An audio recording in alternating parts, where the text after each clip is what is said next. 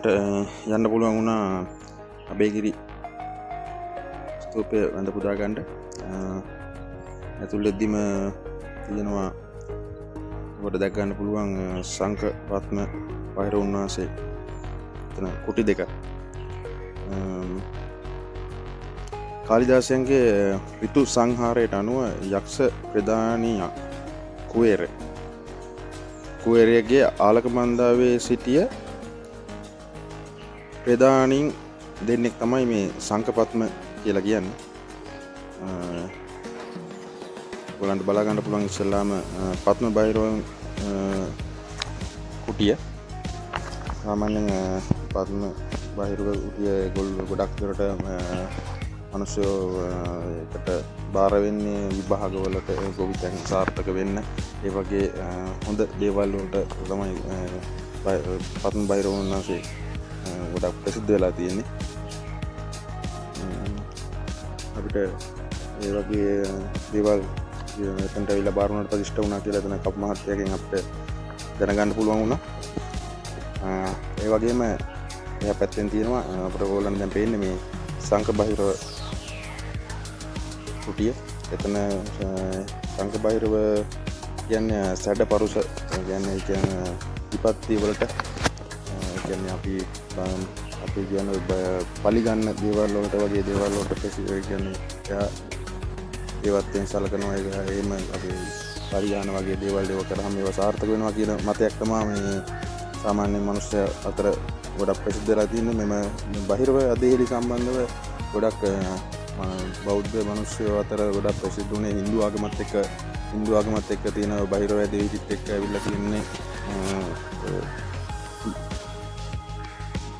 බුද්ධ ආගමට බහිරව අධේලි සම්බන්ධ වෙලා තියෙන්නේ හින්දු ආගමත් එක්ක පැවතෙන එක. අපිට බලා ගන්න පුළුවන් දැන් අබේගිරි ස්තූපයේ ඇතුල් වෙනවා.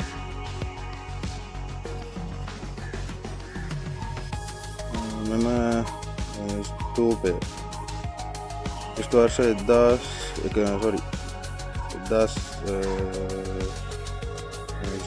103 මට මතක විදිහට 103 වගේ කාලවල වට්ටගාමිනී අබේනොත් වලගම්බා රජතුමා සොළී ආක්‍රමණය නිසා පැන යනකොට මෙහි ඉඳලා තියෙනවා ගිරිනම් නිගණ්ඨ ආරාමයක ඉඳලා තියෙනවා. වලගම්බා රජු රජ වුණාට පස්සේ ගිරිනම් නිගණ්ඨ යා නිග්‍රහ කරපු ඉඳ මෙතන ආරාමය විනාශ කරලා මෙම අබේගිරි ස්තූපය හදලා තියෙනවා. 1948 වෙනකන් මේ අබේගිරි විහාරය සහ මේට මෑතක දුරින් යක් එහින් තියෙනවා මේ ජේතවනාරාමයේ මේ දෙක. මේ අබේගිරියට ජේතවනාරාමයත් ජේතවනාරාමයට අබේගිරියත් කියලා තමයි මිනිස්සු විහාරය තිබිලා තියෙන්නේ. නමුත් ඒක හරියටම මේ ස්තූප දෙක නම් හරියටම කරගලා තියෙන්නේ සෙන්ඩම් පරිදාන මහත්මයා 1948 එක මේ අබේගිරිය කියලා නම් කරා. මේක තමයි සංගීත දෙක වරද්දගෙන තමයි ගොඩක් පාවිච්චි කරලා තිබ්බේ.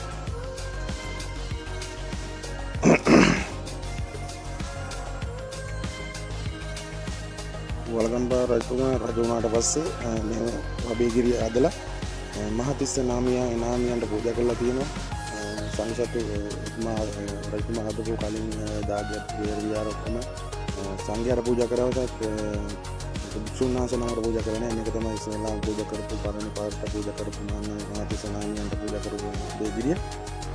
මේ දාගබේ සංකප්ප වෙන ලියු ත්‍රිපිටකය සහ සර්වඥ ධාතුන් වගේම ගෞරවයක් රණින් කරව ගෞරවයක් මේ තැන්පත් කරලා තියෙනවා.